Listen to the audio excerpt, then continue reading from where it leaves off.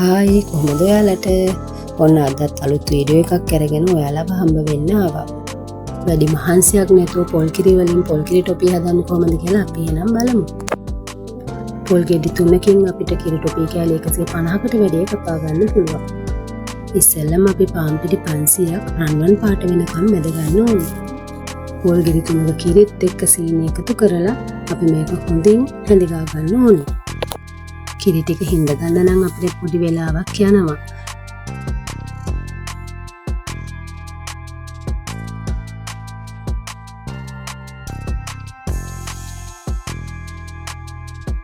අපි එකතු කරගත්ත පොල් කිරි ටික 3/1 ප්‍රමාණයට හිඳුනට පස්සේ අපි කලින් බැදගත්ත පාන් පිටි ටිකෙන් ටික එකතු කරලා හොඳින් හැඳිගා ගන්න තමයි ඕනේ.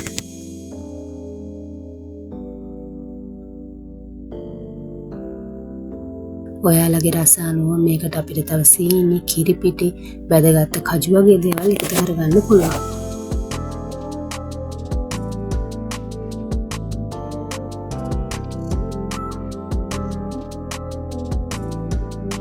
දැන් හරි පදනට ඇවිත් තියෙන්නේ.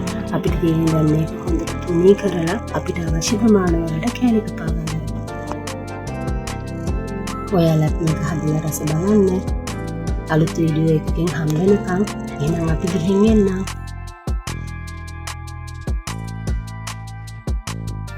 අපිත් එක්ක රැඳිලා ඉන්න ඔයාලට ගොඩාක් ස්තුතියි.